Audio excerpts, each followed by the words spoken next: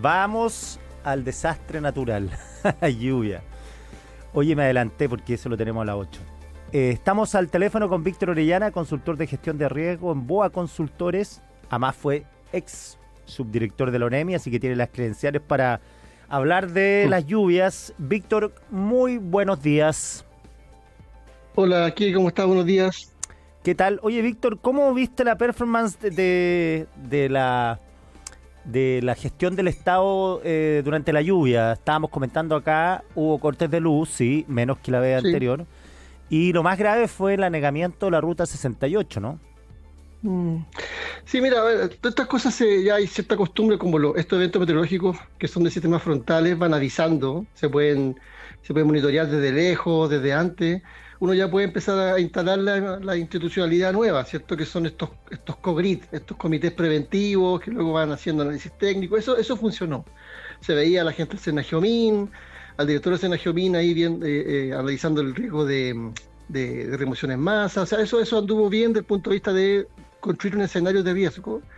Y luego, bueno, lo que hay que esperar efectivamente es que ese pronóstico de lluvia se dé en las condiciones que fueron pronosticadas. Eso siempre va variando. Afortunadamente por ahora este diluvio se ha ido como compartimentalizando en distintos episodios, en pulsos, como se llama, y eso ha dado como cierto respiro. O sea, llueve, hay un pic, luego deja de llover y vuelve otro. Bueno, de hecho hoy día hay otro pic. Entonces eso ha dado cierto alivio y las condiciones más complejas han sido, bueno, el corte de luz, que es un tema que hay que tomar aparte, y este canal, cierto, que desbordó ahí cerca de la Ruta 68, que ocasionó varios problemas, digamos. Pero por ahí, ahora hay que ver qué pasa hoy día en la tarde también. Oye, Víctor, y el tema de las cortes de luz, explicaba la empresa Enel, da diversas razones por qué se corta la luz. Una, bueno, los fenómenos estos que llueve desatado en un tiempo corto y que son fenómenos anómalos según la empresa, pero también tiene que ver con el cableado que hay en Santiago. Sí. Como la vez pasada la razón esgrimida por Enel era que la nieve y el agua hacían colapsar el cableado que hay aéreo. Y ese cableado aéreo es un problema, lo conversamos acá en el programa, porque yo creo que es de las pocas ciudades del mundo desarrollado, digo, donde hay tanto cable en las calles, y de los cuales la mitad de los cables, o quizás más, no se utilizan, es basura aérea, ¿no? Sí, es un tema. Bueno, la solución a todos estos temas es el cableado soterrado, eso está claro. Y hay urbanizaciones de alto estándar que tienen ese tema solucionado y no tienen esos problemas, digamos, y por ahí va un poco la solución de largo plazo. Lo que dices tú es cierto, o sea, hay una carga de cable que uno no sabe qué son, no tienen dueño, son como cables huérfanos, digamos, una vez se hace cargo de ellos, que han botado, en mezcla de cables de telecomunicaciones, cables de energía. Es bien complejo eso y no se ha visto como una política, porque también ese tema está muy compartimentalizado en términos ¿cómo se llama?, de responsabilidad, entre si es local, si es privado, si es público. Y por ahí, obviamente, con estas condiciones de viento que trae estos temporales, que son bien, no son tan inusuales, o sea, igual el invierno siempre llueve y hay viento. El tema es que el viento es bien errático y es difícil saber exactamente dónde van a haber estas rachas. Y el manejo del arbolado urbano también es un tema. Entonces hay distintos ingredientes que tienen distintos dueños, que en estos momentos, como situaciones como estas, generan esto que se llama como desastre, ¿cierto? Tú hablabas de desastres naturales, ¿ya? Yo sé que es una muletilla, pero en rigor tiene bien poco natural, porque Claro. el viento y el agua, no sabes que estamos acá. O sea, el desastre lo genera la mala administración del cableado, del arbolado urbano, del sistema de drenaje. Claro. Y ahí tenemos un desastre, digamos. Claro, porque eso es producto del hombre y la solución está en el hombre también, pues la gestión. Exactamente. Porque claro, el soterramiento cable dicen que es caro, pero se podría hacer alguna fórmula para, en algunos lugares donde hay un exceso de cableado y donde se repiten los cortes de luz, porque son ciertas comunas las que tienen este problema. Generalmente se repiten, bueno, ahí se podría actuar. Y lo otro que grimían, lo que mencionabas tú, de los árboles añosos, producto de la sequía, y esos árboles añosos también cuesta podarlos, o sea, es todo un tema, pero no, la empresa dice que se encarga de podar ella, pero no sé si es del municipio, o sea, como mencionas tú, hay demasiada gente involucrada en los temas y poca coordinación, entiendo, ¿no? El problema de gobernanza, como se llama, ¿cierto? Claro. De quién es esta rama, de quién es este tronco, de quién es este árbol. Entonces, claro, la empresa poda un poco lo que está encima para efecto de no afectar el cableado, pero si el árbol ya en su base tiene una dificultad, eso ya es una administración de la municipalidad. Generalmente esto sucede y afortunadamente pienso yo, en municipios que tienen buenos ingresos, como para poder hacer política un poco más seria en este sentido, ¿cierto? De identificación, de análisis. Me consta que hay en Providencia, creo que también en La Reina, ese tipo de comunas donde hay mucho arbolado antiguo. Hay cierta preocupación, pero claro, en otras comunas, a lo mejor La Florida, Peñalolén, donde también hay arbolado urbano importante que sufre con los vientos, zonas precordilleranas sobre todo, claro, a lo mejor no existe esa capacidad. Entonces, yo creo que está identificado, como dices tú, hay un tema como de gobernanza, de bueno, lo que me corresponde a mí, lo que le corresponde a otro, y finalmente el tema se termina resolviendo el de emergencia y luego ya no se toma después cuando deja de llover, y eso también es complejo porque ha venido un trabajo previo, digamos, incluso de mediano plazo. Oye, me preguntan acá, ¿cuál es la diferencia entre ONEMI y Senapred? Fuera el nombre, por cierto. La ONEMI ya no existe, ¿ya? Es el primer lugar. La ONEMI fue reemplazada por Senapred. Si uno va a las siglas, ¿cierto? La ONEMI era una oficina. La oficina es la unidad administrativa más pequeña del Estado, y eso era lo que teníamos hasta el año 21, desde que se inauguró desde que se inició el año 74, digamos. Y con la nueva institucionalidad que se empezó a diseñar en el año 2011, que nos demoramos 10 años en discutir, ¿ya? Para que no hagamos responsables de lo que tenemos, digamos, porque nos demoramos 10 años en hacer esta ley. Cambió el nombre porque cambió la estructura del servicio y ahora es un servicio nacional, de ahí viene el SENA, y luego la prevención, el PRED de prevención y respuesta, o sea, se le imprimió lo que se pedía, digamos, que era dejar de ser una oficina de emergencia, solamente reactiva, y generar capacidad en la prevención. ¿Ya? Eso obviamente está en el diseño, está ahí, está en la ley, se puede leer, se puede, digamos, discutir, requiere recursos que todavía se están implementando, pero más allá del cambio de nombre hay una idea detrás de imprimirle capacidad en la prevención, ¿ah? Y como también en la respuesta. Entonces esperemos que eso también se vaya internalizando, hay un proceso que está en marcha, un primer director que duró poco, digamos, y que ahora esperemos que se renueve. De hecho, casi el fin de semana se publicó el concurso para el nuevo director nacional, así que esperemos que ahora llegue una persona que pueda durar un poco más, que se enganche bien, que tenga el apoyo de su jefe, digamos, y pueda implementar lo que falta. Oye, Víctor, viajemos a la quinta región. ¿Cómo estuvo ahí el tema de la prevención? La alcaldesa Macarena Ripaponti, que es del bloque oficialista, ha sido muy crítica con el actuar del gobierno, porque elaboró 2 informes en marzo y abril, informes relacionados con la fragilidad de las viviendas que se están instalando en la zona del desastre que hubo en el verano, y comentaba que había 2 riesgos altos, que uno era precisamente el riesgo climático, aluviones, etcétera, y el otro el riesgo sísmico, que siempre está presente en Chile. ¿Cómo ves tú eso? Mira, bueno, ya se ha dicho harto un poco de todo el proceso que hubo en el durante. Hay investigación, de hecho hay una comisión investigadora que hay que tener bien a la vista, porque están apareciendo cosas bien interesantes desde el punto de vista de lo que originó varios de los problemas, sobre todo el tema de evacuación y respuesta, digamos. Pero desde el punto de vista de la primera rehabilitación, que son estas viviendas de emergencia, claro, hubieron dificultades en términos, por lo que yo vi, ¿cierto? A mí me acuerdo, me tocó el incendio de Valparaíso en 2014. Tuvimos que instalar 3.000 viviendas en los cerros y hay una dificultad monstruosa en términos logísticos de instalación, porque no hay espacio a veces.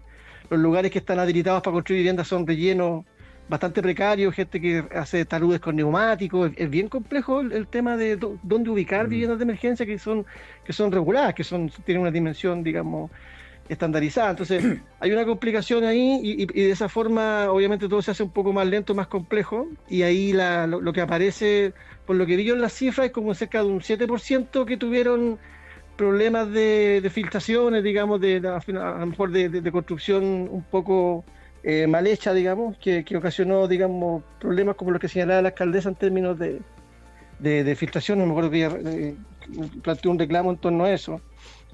Pero el tema sísmico, claro, hay una condición de base de esa zona, sobre todo en los cerros, donde hay asentamientos informales, que la gente ahí se ubica en rellenos, digamos, inestables, precarios, y eso es una dificultad, digamos, estructural sobre lo cual se está empezando a ver hoy día algún tipo, digamos, de problema. Ahora, con tu experiencia, como decías tú, en diversos episodios como incendio, la posterior reconstrucción, esta idea peregrina de que la gente se va a ir a otra parte más segura, nunca funciona, porque la gente vuelve una y otra vez a su lugar de vida, teniendo en cuenta los riesgos, teniendo en cuenta posible repetición de riesgos, pero sacarlos de ahí es muy difícil. No sé si ha existido una experiencia así. Me acuerdo incluso Chaitén, que fue arrasado por el volcán, la gente volvió a la misma zona, aunque le ofrecieron un lugar cercano y con todas las condiciones materiales favorables, pero volvieron a Chaitén. Sí, que bueno, está el tema del arraigo, obviamente por debajo. A mí también me acuerdo, me tocó el aluvión de Santa Lucía, ¿te acuerdas? En Chaitén, que también todo ese pueblo quedó borrado y la gente obviamente también decidió volver. En un momento también se pensó relocalizar, pero para efectos de Viña, Valparaíso, los cerros, las quebradas, hay una condición, bueno, que es histórica pero que también hay que ver en su especificidad respecto de este evento. Acuérdate que se quemaron zonas también súper consolidadas de Viña del Mar, la Villa Dulce, ¿cierto? Independencia o Villa Canalville, ¿cierto? Que son viviendas obreras de hace 50 años, digamos, que estaban súper formalizadas. Y por otro lado, campamentos o tomas, digamos, que están hoy día en proceso, digamos, proceso informal o formal, incluso algunos de ellos. Entonces, es bien variado el cuadro en cada lugar.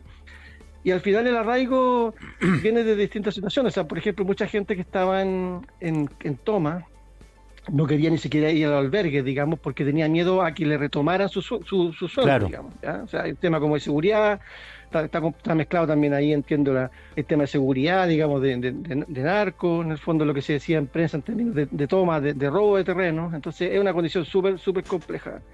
Y ahí obviamente hay que ir viendo punto por punto, y esa acupuntura es la compleja, pero finalmente, claro, lo que de una forma determina eso es que la ciudad se va desarrollando donde puede. Hay un tema estructural debajo de emergencia habitacional también, pero hay formas de hacerlo, hay formas de convivir con ese riesgo, existe. Hay ciudades que conviven con el riesgo de incendio, hay medidas de cómo hacerlo, tiene que haber ordenamiento territorial que reconozca este tipo de riesgo. De hecho, la ordenanza que tenemos nosotros como de construcciones no reconoce el riesgo de incendio forestal, no existe en la normativa. Entonces es difícil reglamentar sobre algo que no existe, digamos. ¿No existe? Esas cosas también son brechas, ¿no? O sea, los riesgos que tú ves, digamos, en la ordenanza están tipificados, son cerca de 12, y no existe el de incendio forestal, no está definido, no está oficializado, normalizado. Entonces la ley de incendio que se está discutiendo ahora apunta a eso, ¿ya? A definir un instrumento para que la municipalidad, por ejemplo la alcaldesa, pueda definir normativa desde el punto de vista de distanciamiento, tipo de vegetación,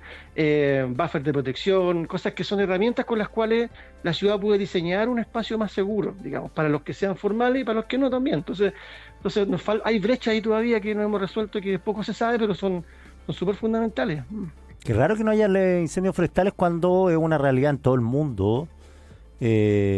Patente, muy contemporánea, sí, quizás la ley antigua, pero en Chile hemos tenido 4 o 5 episodios grandes.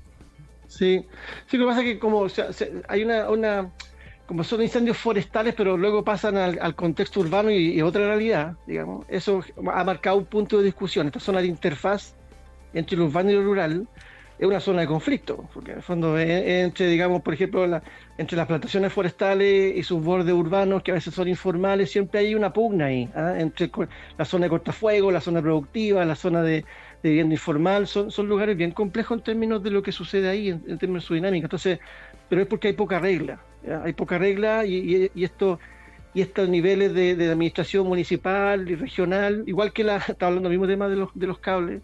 Los temas de gobernanza en el territorio son complejos, ¿ya? Los niveles, el dueño, quién es el responsable, privado, público, municipal, regional. Ahí yo creo que siempre han estado un poco estos choques, y por ahí va, y también es un caso de eso. Oye, hemos escuchado que en Valparaíso y en Viña hay mucha gente que está optando por la autoconstrucción de las casas que fueron dañadas por el incendio. ¿Eso es común, según tu experiencia? ¿La gente empieza a construirse inmediatamente y no espera la ayuda del Estado? Sí, bueno, también depende del caso. Me acuerdo de hartas cosas. El 16, cuando fue el incendio de Puertas Negras, antes que partiera los incendios al principio del 17, en la zona que se quemó, cerca de Playa Ancha, había una zona, entre comillas, regular y una zona irregular, ¿ya? Y la gente regular pedía una vivienda de emergencia, no tenían problemas porque tenían un sitio, tenían un zócalo, digamos, donde poner una casa de emergencia. Pero al otro lado, las quebradas, donde había un campamento, la gente pedía otras cosas, pedía postes, pedía alambre, pedía cosas para hacer un cierro, ¿entiendes? Entonces, como que era otra la lógica, era una pugna por tomarse un metro cuadrado, ¿ya? Entonces, la dinámica del día a día en Valparaíso, en Viña, los cerros son esas. O sea, en el fondo hay una dinámica permanente, una pugna por tener y mantener un terreno. Y eso, cuando hay desastres, se ve, pues aparece en la tele, digamos. O sea, está el pequeño desastre todos los días, digamos, de repente explota de forma de incendio, en forma de aluvión, y nos muestra, digamos, fallas que son cosas que se vienen incubando diariamente. Entonces, son lógicas distintas que hay que ir abordando también con herramientas de distinto tipo, pero sobre todo, como te decía, entendiendo bien que esto no tiene un solo responsable, que no hay solo una solución, sino que hay que ser dinámico, creativo y bien colaborativo en términos de la búsqueda de soluciones finales. Claro, me imagino que además la autoconstrucción no está sujeta a los estándares que exige la autoridad y nadie controla tampoco. No, después de una tragedia, claro, que le van a ir a destrozar la casa que se autoconstruyó después de sufrir los rigores del incendio. Es como imposible, ¿no? O sea, imagínate que nosotros no teníamos, en ONEMI en esa época no teníamos a la vista los campamentos, en nuestros mapas no estaban los campamentos, ¿ya?